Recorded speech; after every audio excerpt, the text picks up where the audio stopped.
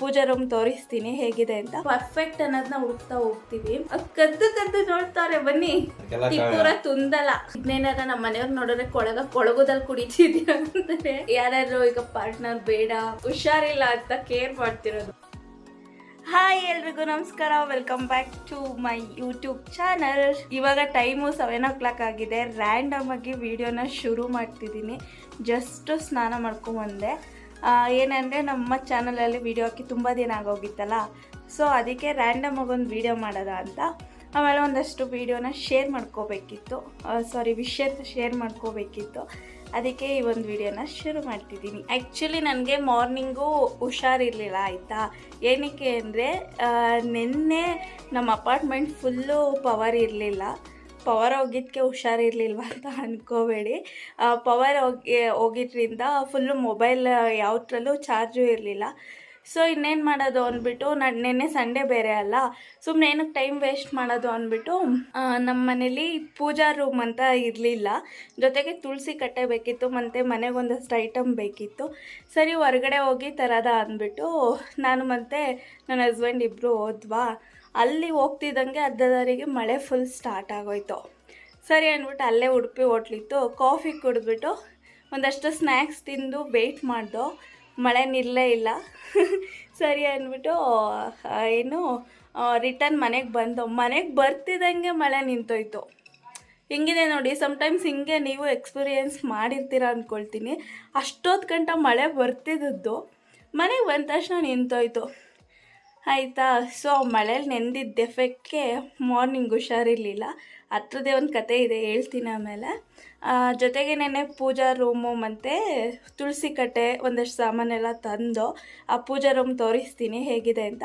ಪುಟಾಣಿ ತಗೊಂಡು ತುಂಬ ದೊಡ್ಡದೆಲ್ಲ ಅವಶ್ಯಕತೆ ಇಲ್ಲ ಅನ್ನಿಸ್ತು. ಸೊ ಅವರೇ ಬಂದು ಫಿಟ್ ಮಾಡಿಕೊಟ್ಬಿಟ್ಟು ಅವರು ತೋರಿಸ್ತೀನಿ ಬನ್ನಿ. ಈ ಪ್ಲೇಸಲ್ಲಿ ನಾನು ಟೇಬಲ್ ಹಾಕ್ಬಿಟ್ಟು ಇಟ್ಟಿದ್ದು ಲಾಸ್ಟ್ ವೀಡಿಯೋಗಳಲ್ಲಿ ನೋಡಿದ್ರೆ ನಿಮ್ಗೆ ಗೊತ್ತಾಗುತ್ತೆ. ಸೊ ಇವಾಗ ಇಲ್ಲಿ ಅಡುಗೆ ಮನೆ ದೊಡ್ಡದಾಗಿದೆ ಅಂದ್ಬಿಟ್ಟು ಇಲ್ಲಿಗೆ ಶಿಫ್ಟ್ ಮಾಡಿಸ್ತು. ಈ ಥರ ಪುಟಾಣಿ ತಂದು ಸಿಂಪಲಾಗಿರಲಿ ಅಂತ ಹೇಳ್ಬಿಟ್ಟು, ದೊಡ್ಡದೆಲ್ಲ ಏನು ನೆಸೆಸಿಟಿ ಇಲ್ಲ ಅಂತ ಅವರೇ ಬಂದು ಫಿಟ್ ಕೂಡ ಮಾಡಿಕೊಟ್ಬಿಟ್ಟು ಹೋದರು. ಈ ಥರ ಜಸ್ಟ್ ಹಿಂಗಿದೆ.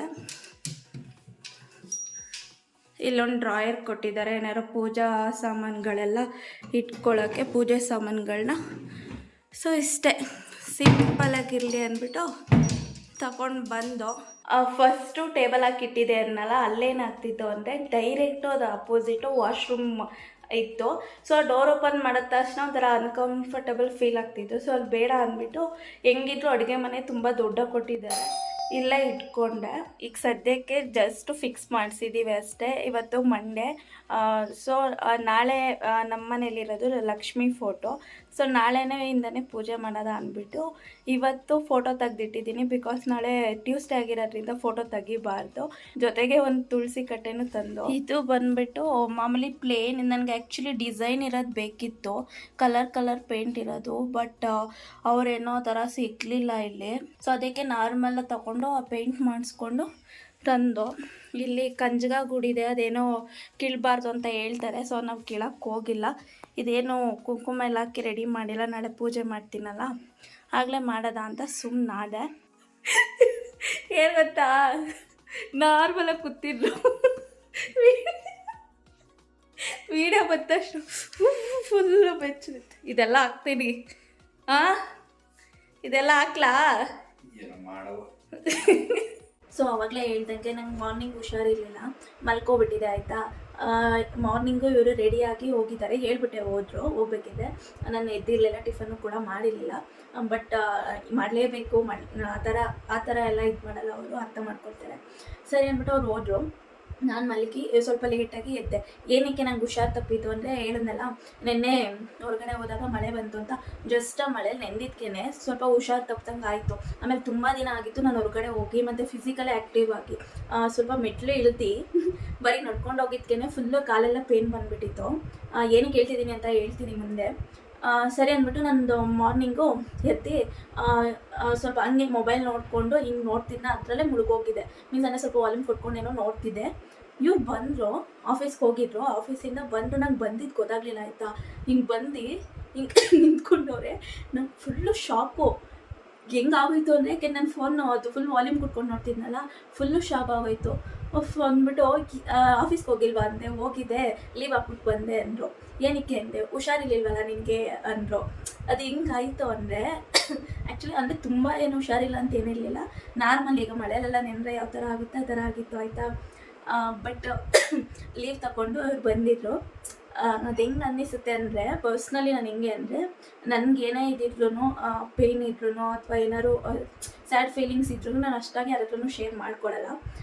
ಬಟ್ ಆಫ್ಟರ್ ಮ್ಯಾರೇಜು ಈ ಥರ ನಮ್ಮನ್ನೂ ಒಬ್ಬರು ಕೇರ್ ಮಾಡೋರು ಇದ್ದಾರೆ ಅಲ್ಲ, ಅದಕ್ಕೆ ಅನಿಸುತ್ತೆ ದೊಡ್ಡವರು ಹೇಳೋದು, ನಾವು ಎಷ್ಟೇ ಇಂಡಿಪೆಂಡೆಂಟ್ ಆದರೂ ಎಷ್ಟೇ ಯಾವ ಮಟ್ಟಕ್ಕೆ ಬೆಳೆದ್ರೂ ನಮ್ಮ ಜೊತೆಗೆ ಒಬ್ಬರು ಪಾರ್ಟ್ನರ್ ಅನ್ನೋದು ಇರಬೇಕು ಅಂತ.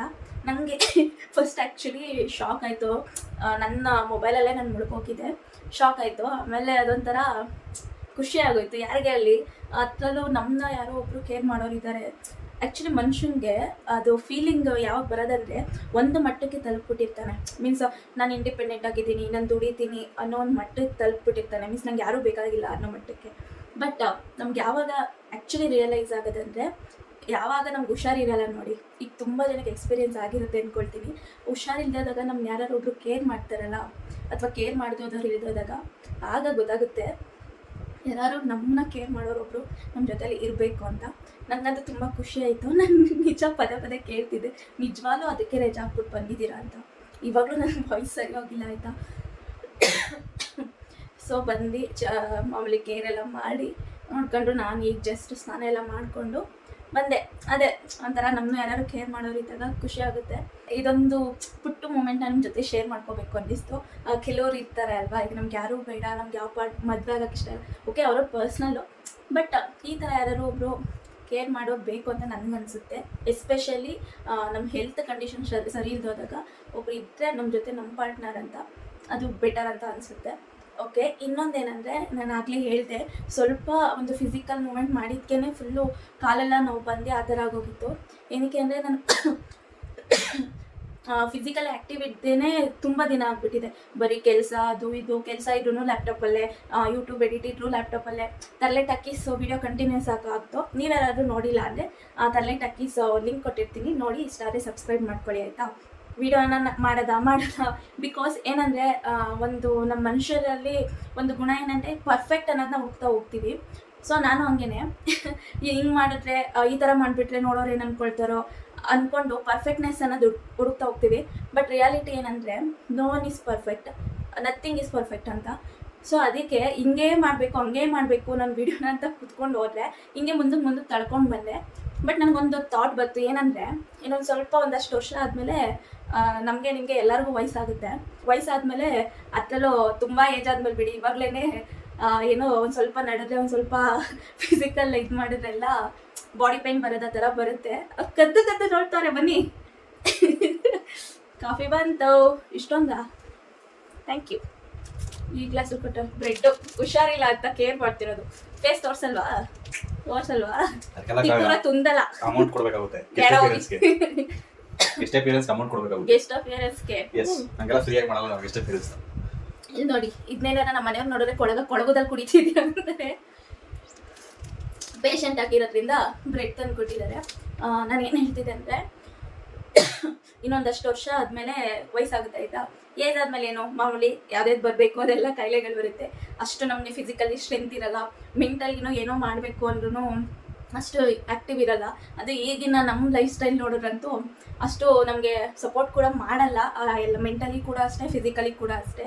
ಸೊ ಅವಾಗ ಆ ಟೈಮಲ್ಲಿ ಏನಾಗುತ್ತೆ ಅಂದರೆ ನಮ್ಗೆ ಉಳಿಯೋದೇ ಒಂದು ಏನಂದರೆ ಫಿಸಿಕಲು ಏನೂ ಮಾಡೋಕ್ಕಾಗಲ್ಲ, ಮೆಂಟಲಿನೂ ಏನೂ ಮಾಡೋಕ್ಕಾಗಲ್ಲ. ಜಸ್ಟ್ ನಾವು ನೆನಪುಗಳನ್ನ ನೆನಪಾಕೊಂಡಿರ್ಬೇಕಾಗುತ್ತೆ. ಸೊ ನೆನಪುಗಳನ್ನ ನೆನಪಿಸ್ಕೋಬೇಕು ಅಂದರೆ ನಾವೇನಾದರೂ ಮಾಡಿರಬೇಕು. ನಮ್ಮ ಈಗ ಒಂದು ಪ್ರೆಸೆಂಟ್ ಲೈಫ್ ಏನಿದೆ ಅದನ್ನು ನಾವು ಎವ್ರಿ ಮೂಮೆಂಟ್ನ ಎಂಜಾಯ್ ಮಾಡಿ ಅಥವಾ ಎವ್ರಿ ಮೂಮೆಂಟ್ನ ನಾವು ಜೀವಿಸಿದ್ರೆ ಅಥವಾ ಏನೋ ಒಂದು ಕೆಲಸಗಳು ಮಾಡ್ತಿದ್ರೆ ಆವಾಗ ನಾವು ನೆನಪಿಸ್ಕೋಬೋದು. ಬಟ್ ಇವತ್ತು ಫಾರ್ ಎಕ್ಸಾಂಪಲ್ ನಾನು ವೀಡಿಯೋದಲ್ಲೇ ಅಂದ್ಕೊಳ್ಳಿ, ನಾಳೆ ಮಾಡೋದ ಅಂದ್ಕೊಂಡು ಮುಂದಕ್ಕೆ ಹಾಕ್ಕೊಂಡು ಹೋಗ್ತಿದ್ರೆ ಅದು ನಾಳೆ ಅನ್ನೋದು ಆಗೋದೇ ಇಲ್ಲ. ಸೊ ಅದಕ್ಕೆ ಇವತ್ತು ರ್ಯಾಂಡಮ್ ಆಗಿ ಒಂದು ಸುಮ್ಮನೆ ವೀಡಿಯೋ ಸ್ಟಾರ್ಟ್ ಮಾಡಿದ್ದೀನಿ. ಆಮೇಲೆ ಕಂಟಿನ್ಯೂಸ್ ಆಗಿ ವೀಡಿಯೋ ಮಾಡೋದ ಅಂತ ಹೇಳಿ. ಅದೇ ಯಾರ್ಯಾರು ಈಗ ಪಾರ್ಟ್ನರ್ ಬೇಡ ಅಂದರೆ ಕೆಲವ್ರು ನೋಡಿ ಹಂಗೆ ಅನಿಸಿರ್ಬೋದು, ಬಟ್ ಇದ್ದರೆ ನಮ್ಮನ್ನು ಯಾರು ಕೇರ್ ಮಾಡೋರು ಇದ್ದರೆ ಬೆಟರ್ ಅಂತ ನನಗೆ ಅನಿಸುತ್ತೆ. ಸೊ ಅಷ್ಟೇ. ಈಗ ಕಾಫಿ ಕುಡಿಬೇಕು ಅಷ್ಟೇ. ನಿಮಗೆ ಯಾವ ಥರ ವಿಡಿಯೋ ಬೇಕು ಅಂತ ಕಮೆಂಟ್ ಮಾಡಿ. ಹಾಗೆ ನಿಮ್ಮನ್ನ ತುಂಬ ಕೇರ್ ಮಾಡೋ ವ್ಯಕ್ತಿ ಯಾರು ಅಂತ ಅವ್ರು ನಿಮ್ಮನ್ನ ಮೆನ್ಷನ್ ಮಾಡಿ, ಅಥವಾ ಅವ್ರು ನಿಮ್ಗೆ ಏನಾಗಬೇಕು ಅಂತ ಮೆನ್ಷನ್ ಮಾಡಿ. ವಿಡಿಯೋ ನೋಡ್ತೀರಿ, ಸಪೋರ್ಟ್ ಮಾಡ್ತೀರಿ. ಈ ವಿಡಿಯೋ ಬಗ್ಗೆ ನಿಮ್ಗೆ ಏನಿಸ್ತು ಅಂತ ಕಮೆಂಟ್ ಮಾಡಿ. ನಮ್ಮ ಚಾನಲ್ನ ಸಬ್ಸ್ಕ್ರೈಬ್ ಮಾಡಿಲ್ಲ ಅಂದರೆ ಪ್ಲೀಸ್ ಸಬ್ಸ್ಕ್ರೈಬ್ ಮಾಡ್ಕೊಳ್ಳಿ. ಕನ್ನಡತಿಯನ್ನು ಪ್ರೋತ್ಸಾಹಿಸಿ ಅಂತ ಹೇಳ್ತಾ ನೆಕ್ಸ್ಟ್ ವಿಡಿಯೋ ಸಿಗ್ತೀನಿ. ಬಾಯ್.